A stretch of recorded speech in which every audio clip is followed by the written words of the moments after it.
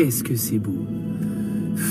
C'est une sonate en ut majeur de Tchaïkovski et repris par l'orchestre de Munich en 75 sur une adaptation de Pierre Schull. C'est merveilleux. Bonsoir à toutes, bonsoir à tous. Instant émotion ce soir. Que de belles nouvelles. Le bal est ouvert. Oui, le bal est ouvert. Bon, alors, je suis désolé.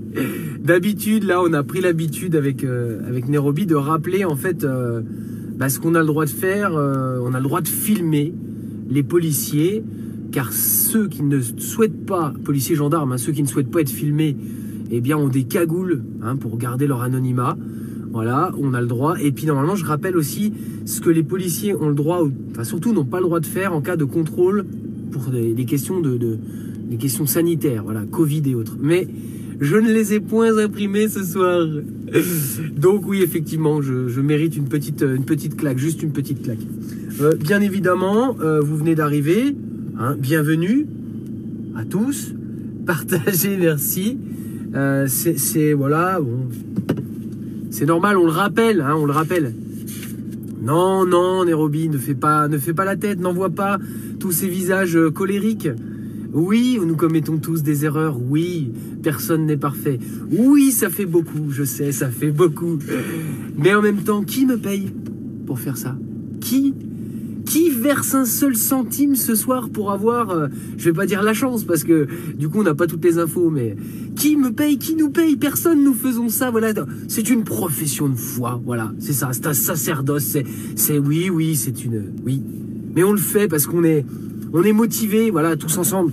Tous les projets qu'on a, on le fait parce qu'on y croit et parce que ça a un intérêt pour le plus grand nombre. Si nous arrivons à mener à bien nos projets, quel que soit le front de cette lutte, voilà, ensemble, nous y arriverons. Salut Claire, je te fais des gros bisous, ça fait longtemps. Salut Tinkerbell, bien sûr. Salut à toutes et tous. Voilà, donc c'est parti. Je vais couper ça parce que j'ai observé en réécoutant certains lives que quand il y a le bruit du moteur, c'est pas très agréable.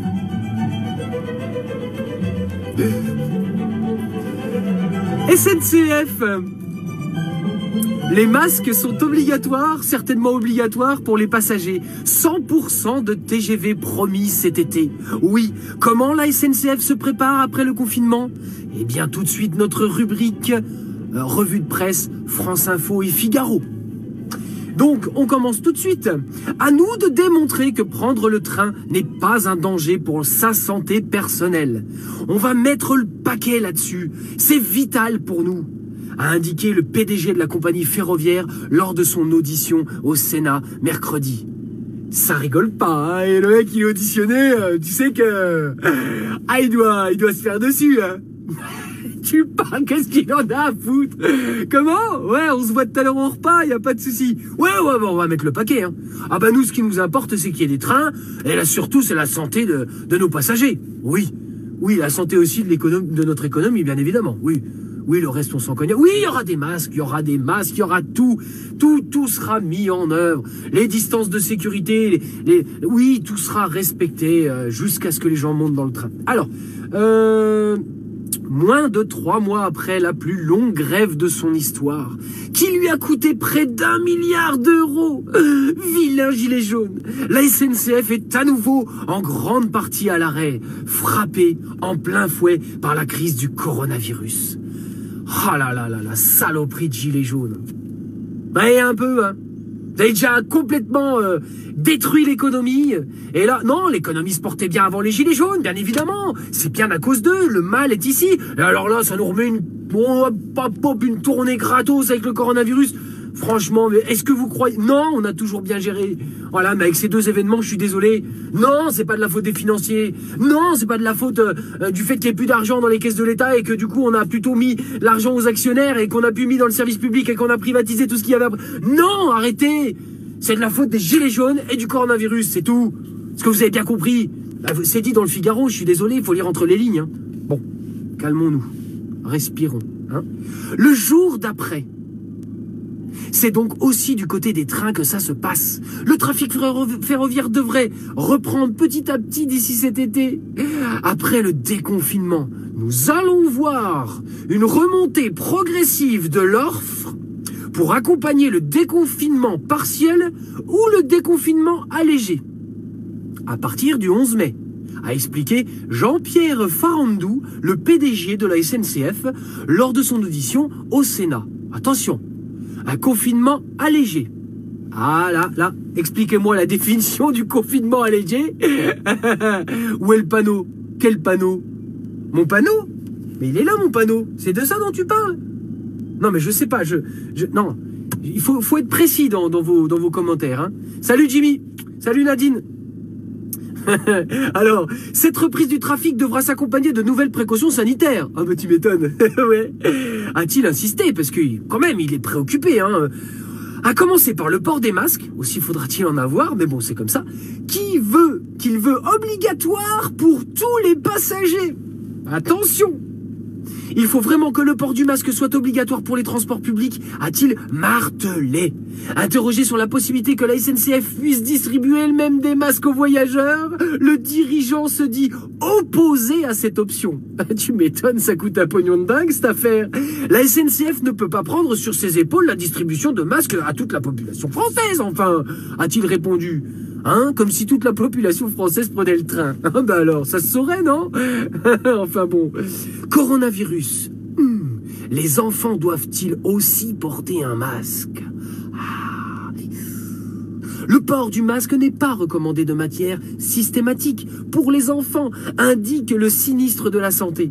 Le masque est même fortement déconseillé pour ceux âgés de moins de 2 ans. Tu m'étonnes. Je vais te dire un truc. Hein.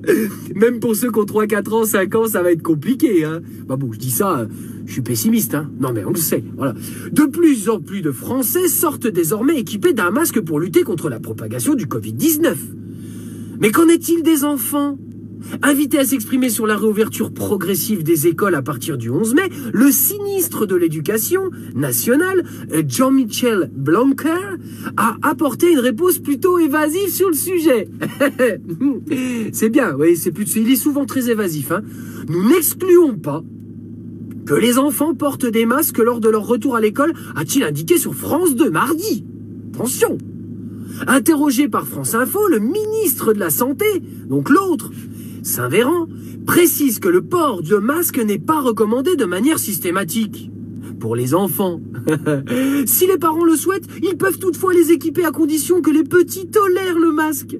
L'âge minimum pour le port du masque est de 2 ans, indique le ministère. Enfin, ils sont au courant, ces gens, quand même. Il existe en dessous de cet âge, en effet, un risque de difficulté respiratoire à travers le masque. Oui, alors, je te le dis tout de suite, hein. Le fait de ne pas leur mettre des masques à ces gamins, c'est pas... Oui, oui, tu peux invoquer la difficulté respiratoire, mais c'est que de toute façon, ils vont pas avoir de mal à respirer, puisque en 3 secondes 30, le masque, il est enlevé, hein. Ou alors, faut inventer des jeux sympas. Hein. Qui porte le masque toute la journée? Oui, c'est moi. Gna, gna, gna. Non, ça va pas le faire du tout. Hein. Ça va pas le faire du tout. Hein. Vous êtes complètement à la masque. Dans tous les cas, et particulièrement pour les enfants de moins de 2 ans, il faut appliquer les gestes barrières et les mesures de distanciation sociale, rappelle le ministère de la Santé, bien évidemment. Dans des classes surchargées à 30 personnes, 30 élèves, on va bien y arriver, enfin. Allons, hein. Il faut, attends, excuse-moi. Il faut que les enfants soient à plus d'1 mètre les uns des autres, tout le temps. Et ils sont 30 élèves dans la classe. Si on prend la racine carrée de la surface divisée par la taille des enfants et le nombre de masques qu'ils n'arriveront pas à garder sur le visage, quelle est la surface de la classe nécessaire pour respecter les consignes barrières? Voilà. Je pose la question à M. Blanquer, ministre de l'Éducation. Au fait, petite question quand même, hein, ils ont fermé les écoles le vendredi 13 mars, car les enfants représentaient a priori un risque de propagation majeure, souvent en tant que porteurs sains, et là, ils vont être les premiers à retourner au boulot, si on veut dire, hein. Moi, je comprends pas. Je suis désolé, je ne comprends pas. Voilà. Je comprends pas la logique. D'ailleurs, y a-t-il une logique? Non, non, je pense pas. Donc, toujours sur France Info. Oui, ils sont des criminels, bien sûr, Bitnik. Complètement. Toujours chez France Info, la rubrique « Vrai ou fake ?» L'épidémie est-elle en train de s'éteindre à Marseille, comme l'affirme le professeur Raoult.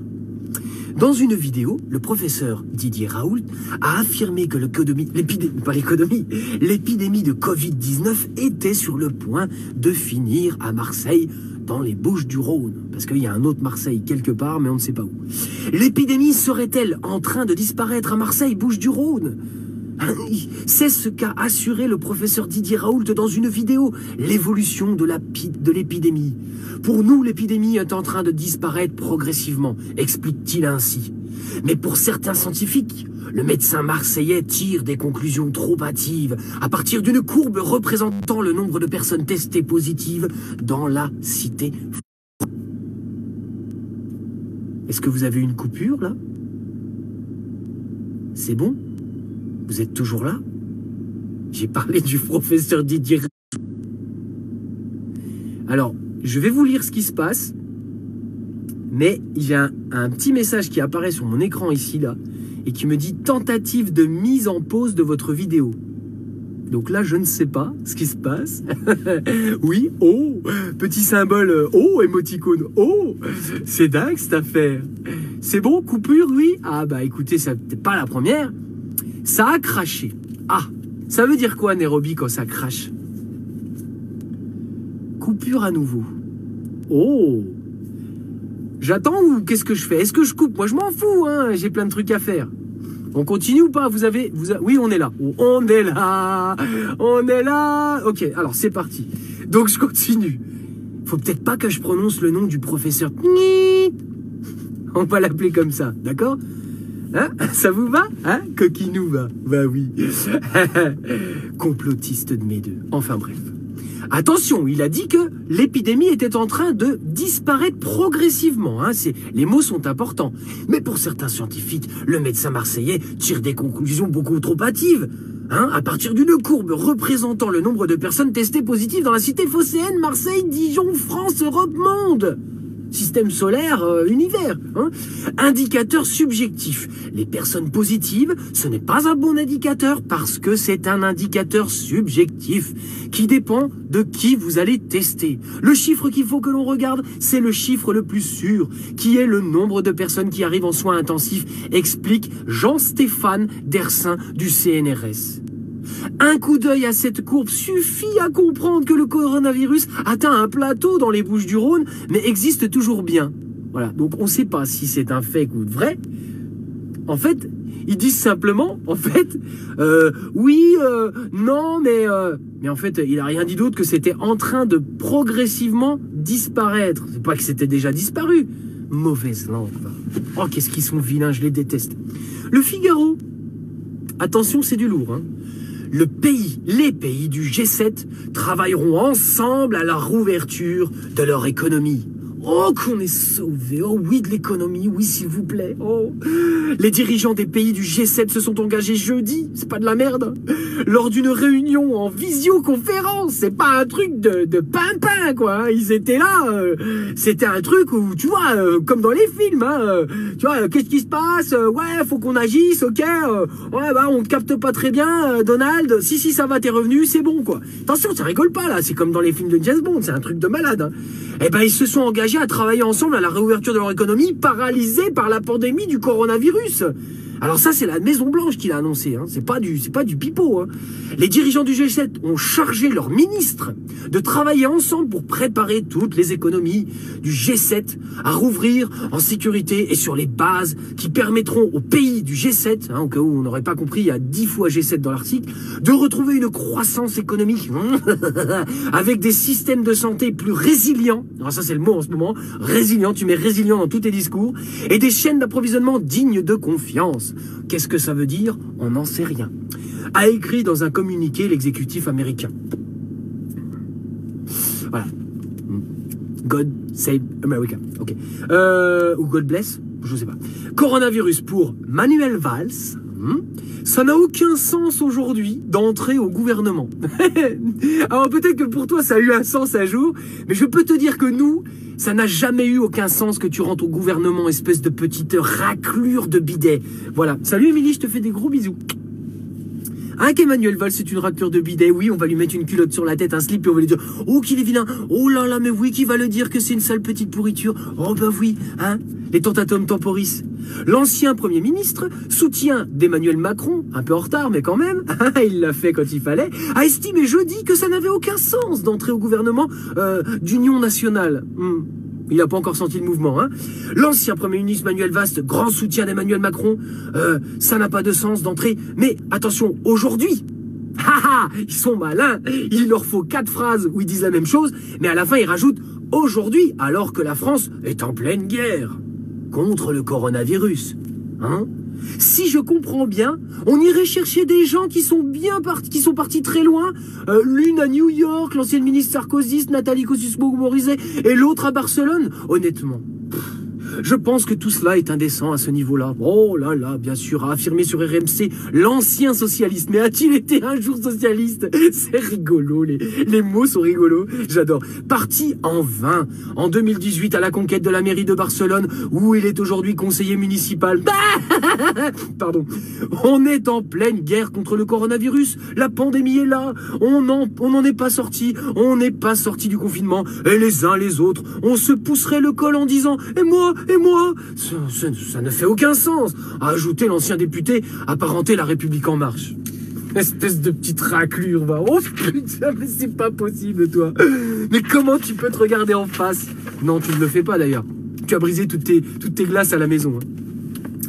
Ah, c'est une catastrophe ces gens, je te jure. Des putains de parasites. Hein. Ouais, je sais. Alors on va faire un petit point. Hop, on est parti. Est-ce que ça marche? Oh, c'est pas mal cette petite luminosité là.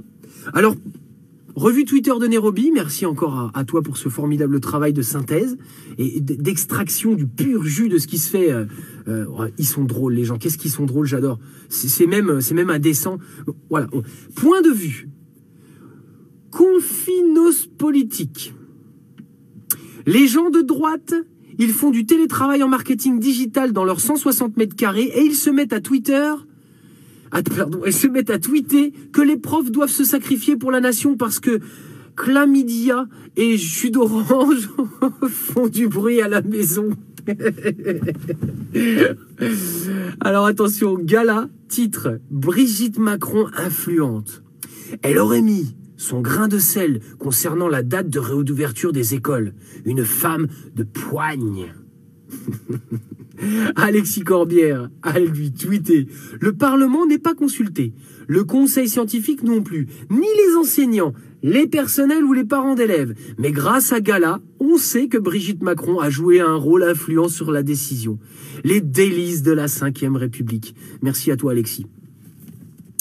La Provence titre « La République En Marche lance une consultation interne sur l'après-coronavirus ».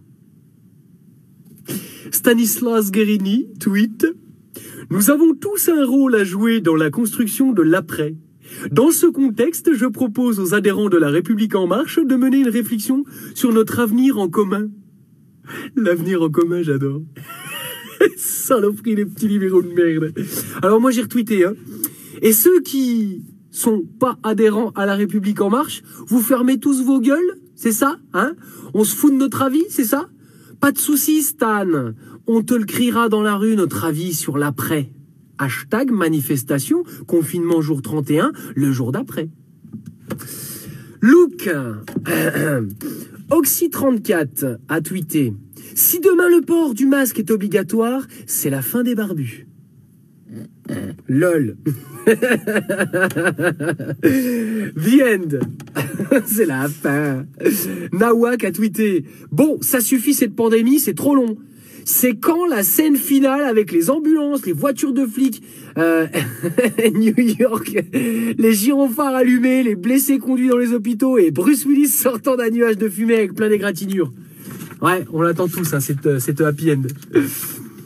Alors, merci Mumu. Alors moi j'ai tweeté « Notre cher Muriel Pénicaud sanctionne les inspecteurs qui essayent de protéger les travailleurs du coronavirus. » Alors toi, je vais te dire un truc, Mumu. Alors attendez, parce qu'il y a quand même un blême. Est-ce que vous êtes revenu? Envoyez des petits pouces si vous êtes là. Bon, je pense que ça doit le faire. On y va. J'ai des coupures, je ne sais pas ce qui se passe. Bon, peu importe. J'irai jusqu'au bout. Ah. Alors, bon résumé, Jean Hugon a tweeté. Donc si je résume, presque tous les spécialistes et organismes, dont l'Ordre des médecins, disent que c'est aberrant de rouvrir les écoles le 11 mai, sauf Macron et Pascal Praud. Oui. Ah, et aussi Christophe Barbier, qui comme tout le monde sait, a obtenu son diplôme de médecin au loto de l'école élémentaire Georges Pompidou de Saint-Germain-en-Laye. Autre époque, la révoltée a tweeté. Où sont passés les Jean Moulin de ce pays? Où on vivrait un peu mieux ce qu'il nous arrive s'ils avaient été plus nombreux. S'ils étaient plus nombreux, pardon. On vivrait un peu mieux ce qu'il nous arrive s'ils avaient été un peu plus nombreux. Mais à notre décharge, c'est vrai qu'à l'époque, il n'y avait pas Netflix. Ah oui, je ne peux pas, parce que j'ai Aquaponet. Bien sûr, c'est bien connu. Question fashion. Pénélope a tweeté. Vous êtes vivant ou vautré en pyjama? Peu des deux. Perplexe. Arnaud Lancon a tweeté. Je suis dans une grande perplexité face à ces personnes qui semblent avoir tant de certitudes sur ce virus, sur la façon de le combattre. Moi, je lis tant d'informations ou d'injonctions contradictoires venant pourtant de scientifiques reconnus que je ne puis être sûr de rien. Eh bien, nous aussi, Arnaud, nous ne sommes... La seule chose dont on est sûr, c'est qu'on est sûr de rien. Voilà. Alors, Prout Pascal, ça c'est mon préféré. Marcel Effant a tweeté. Quand j'entends les profs qui disent qu'ils ne vont pas aider Macron le 11 mai, ce chien de la classe sociale de Pascal Praud traite de fainéants ceux qui refusent de transformer les écoles en cluster pour le MEDEF le 11 mai. Toi aussi, mon Pascal Prout, un jour. Je comprends plus, chef. BFM TV a tweeté. Francky Rester annonce que des petits festivals pourront se tenir dès le 11 mai. Moi, j'ai tweeté. On peut faire une petite manif, alors? Coquinou, bah. Hein? Alors? Bah oui, on est confinés, hein. On a envie. Ah bah là, on est en mode... Là, on est un peu en mode vénère, hein. Ouais. Ça va être chaud patate, hein. Je vais te dire un truc, on en fait de la muscu, hein. Ça va chier, hein. Ouais. Mais il y a plusieurs fronts, vous inquiétez pas. Non. Alors là, on est mal. On est mal. Ursula Gauthier a tweeté. Des tests révèlent que seuls 2 à 3% des Wuhanais ont des anticorps. Ce qui signe la mort de la stratégie de l'immunité de groupe, qui nécessite pour fonctionner que plus de la moitié de la population soit immunisée. Seule solution qui reste, un vaccin. Interview. Marcel Effant, encore lui, a tweeté. Il assume d'avoir été prévenu par Buzyn et de n'en avoir pas tenu compte. Il estime qu'on a chopé le Covid dans les parcs, mais pas au municipal. L'interview de Macron au Point, c'est un crachat contaminé au visage des Français. Voilà. Contagieux. Naphtaline Lebon. Pire que le coronavirus, faites gaffe au valsovirus. Il suffit d'un regard pour l'attraper, et les symptômes sont des crises de trahison aiguës fulgurantes. Ouais. Plan de carrière. Le Piaf a tweeté ceci. Le docteur Lagrippette, donc Simès, hein, est devenu multimillionnaire grâce à son activité médiatique. Il a d'abord touché 1,5 million d'euros en vendant sa société de production télé, puis de 5 millions d'euros en cédant ses autres activités à Webedia. Michel, un mot à dire peut-être? Oui. Alors, ça dépend de quelle logique on parle. Bref de presse a tweeté. Flash, Emmanuel Macron a annoncé la réouverture des établissements scolaires après le 11 mai. Une mesure qui satisfait le MEDEF, bien sûr, mais pas les médecins. L'ordre des médecins s'oppose à la réouverture des écoles et dénonce dans le Figaro un manque absolu de logique. Voilà, je vous en parlais un peu avant. Bonne nouvelle, Johan Faerbey a tweeté 1438 morts en une journée, un chiffre que l'on n'entend pas, qu'on doit chercher soi-même car les médias cachent la mort. Ils portent leurs efforts sur la baisse des admissions en réanimation pour inciter au déconfinement. Mais le 11 mai est loin. Et aujourd'hui, il y a 1438 morts. Donc, Sauce Christian a retweeté exactement ce qui s'est passé sur France 2 ce soir, alors que c'est un bilan catastrophique. 1438 morts en un jour. On a plus que les bonnes nouvelles. On n'a plus que les bonnes nouvelles. Drôle de travail journalistique. Oui, alors tu peux enlever le mot travail. Enfin, si tu me diras, c'est vraiment un travail de réussir à faire autant d'intox en si peu de temps. Défilé ou pas défilé ? Le Parisien a tweeté « Avec l'échéance de la mi-juillet, Emmanuel Macron rêve d'un 14 juillet symbolique. Dans le fond, il rêverait que le 14 juillet soit une fête de libération du confinement généralisé. » Confie l'un de ses proches. Alors, anarcho-luchiste a retweeté « Je suis pour à 100% pour un 14 juillet, mais sûrement pas comme il l'entend. » Nous non plus. Hein? Nous non plus, bien sûr. Ouais. Oui, la grandeur de la France, bien sûr.